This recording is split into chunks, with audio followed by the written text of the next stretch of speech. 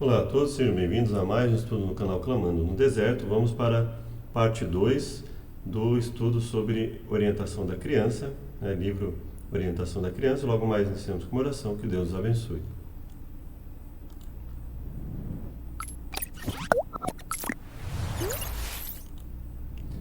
Obrigado a Deus por tudo que nos tem concedido, livre-nos de todos os males, purifique e nos fortaleça, em nome de Jesus, pedimos e agradecemos hoje e sempre. Amém. Bom, aqui, como você deve ter percebido no vídeo número 1, nós estamos buscando uma certa coerência, né?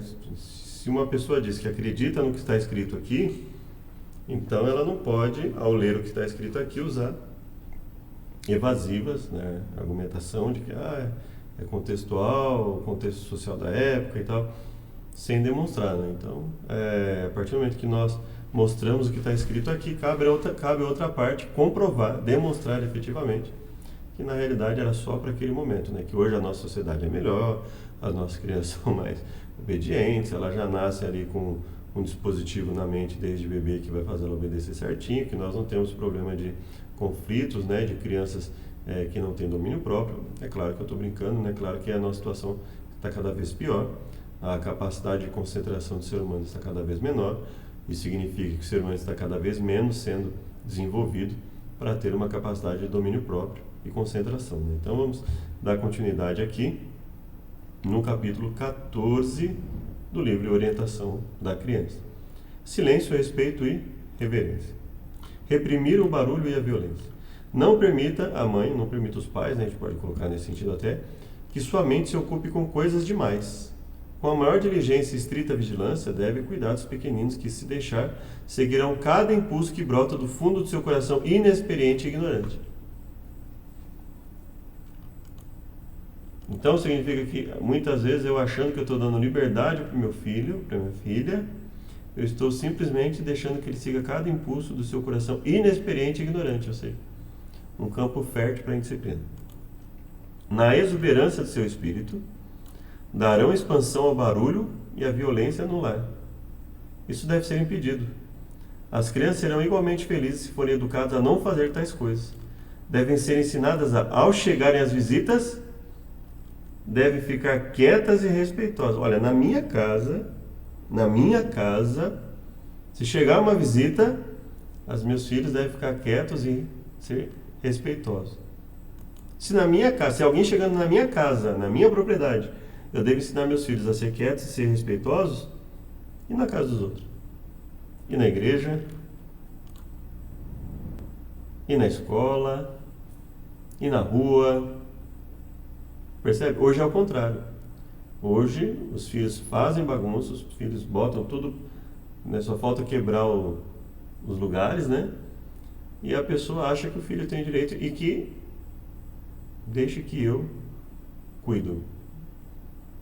E esse é o resultado que nós temos na nossa sociedade de hoje, né? A negação da realidade. Eu vejo uma realidade, eu vejo um fracasso em algo que eu estou fazendo, no sentido de ter um resultado positivo para o meu filho, para minha filha.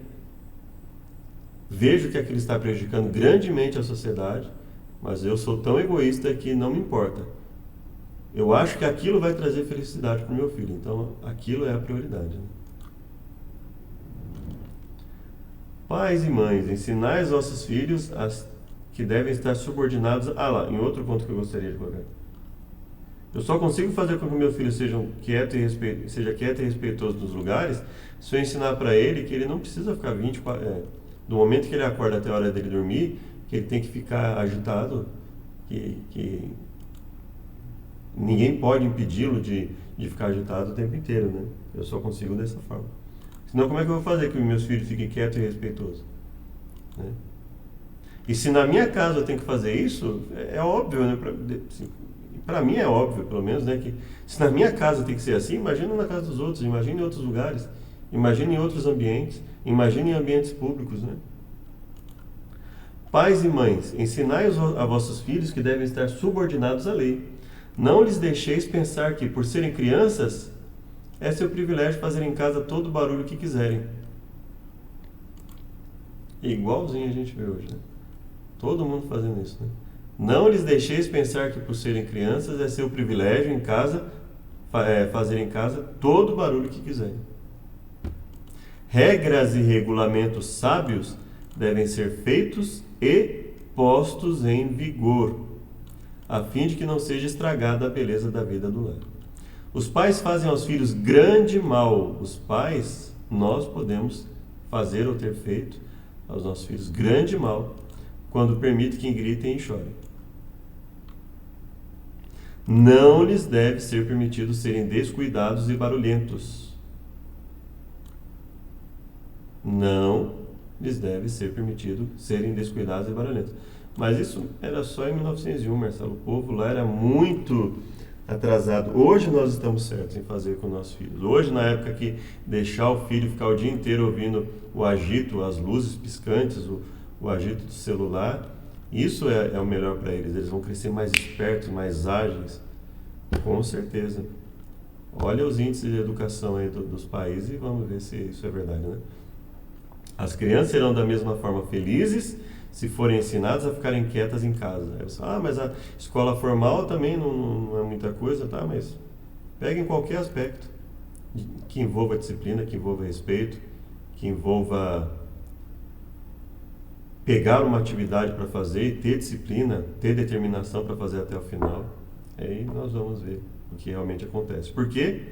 Porque caso esses traços de caráter objetáveis não forem reprimidos nos primeiros anos, as crianças os levarão consigo fortalecidos e desenvolvidos para a vida religiosa e de negócios.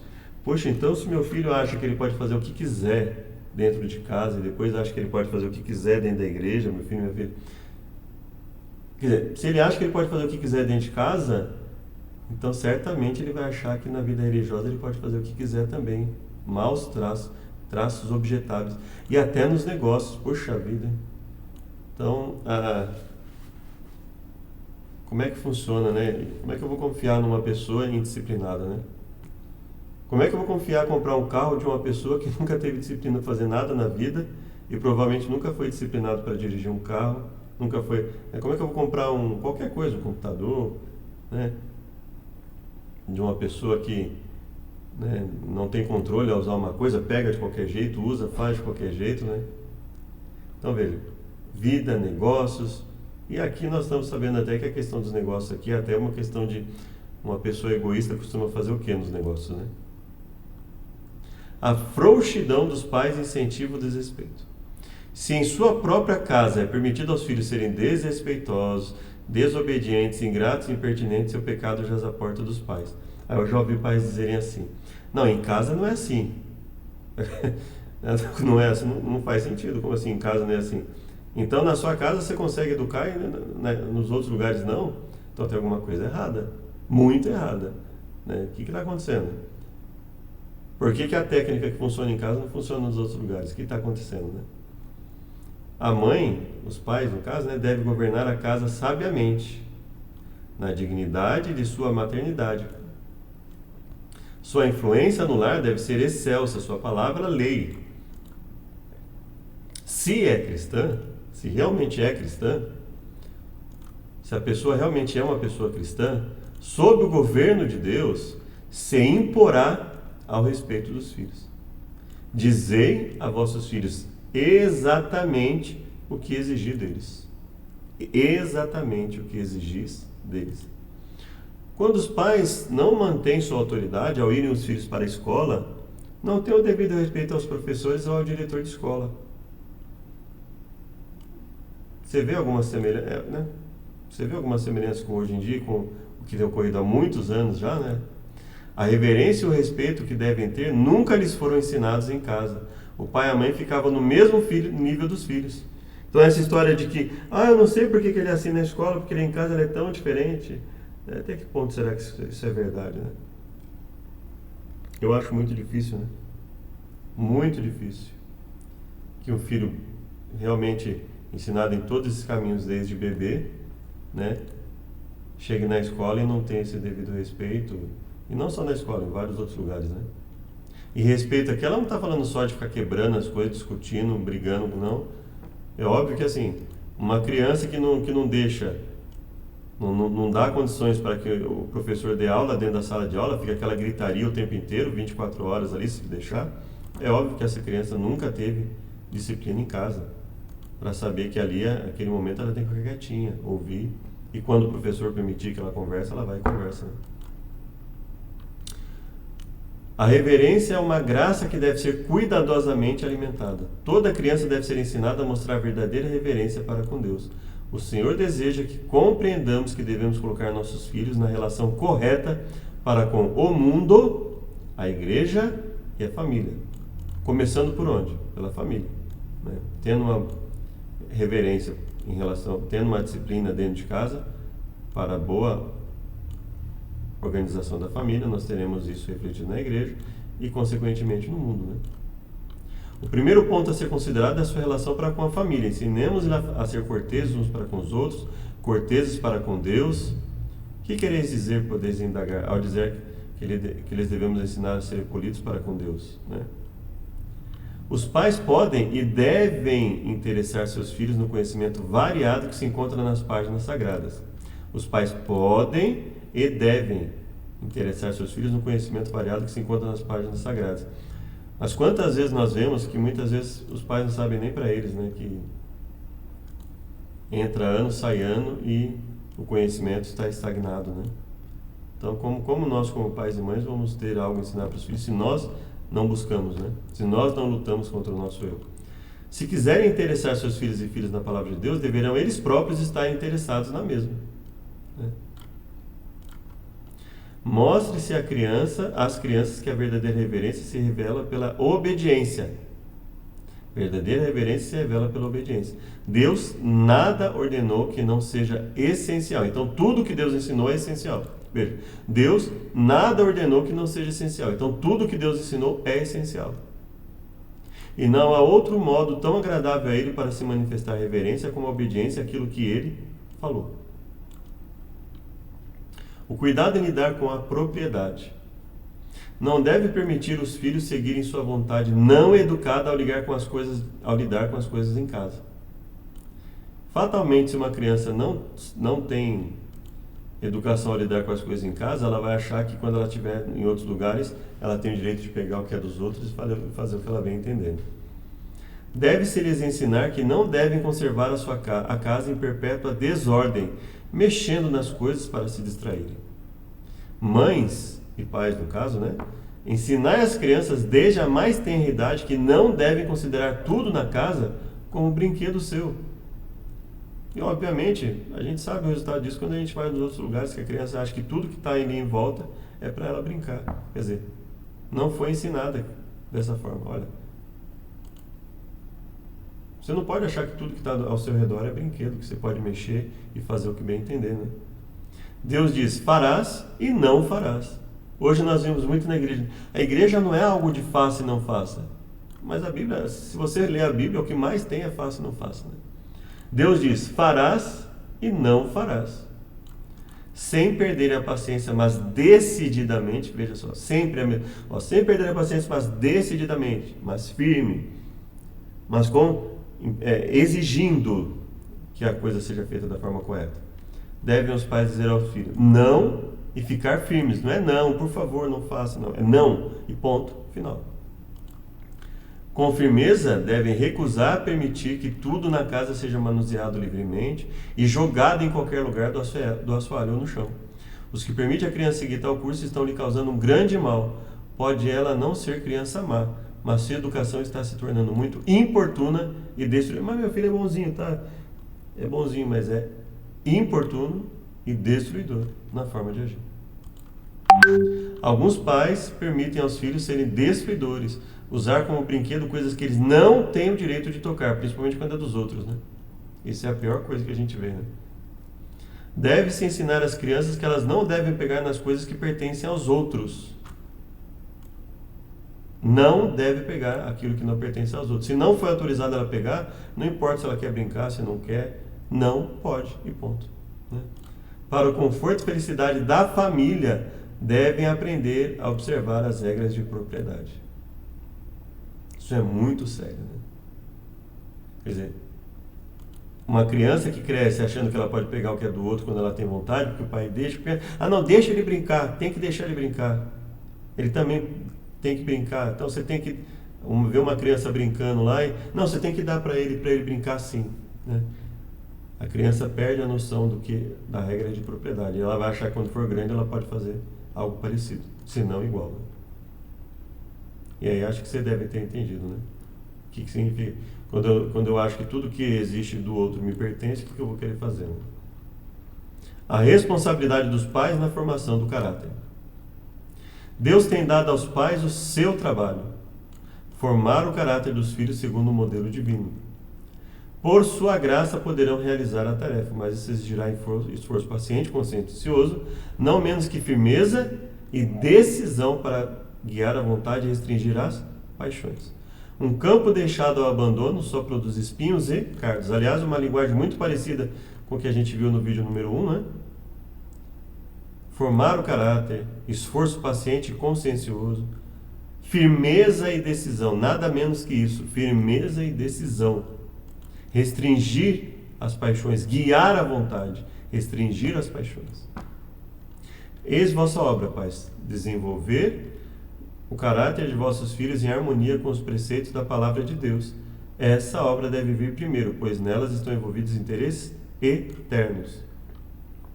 Nem a escola de igreja, tampouco a escola superior, proporcionam como faz o lar para aqueles que efetivamente sabem como fazer isso, né?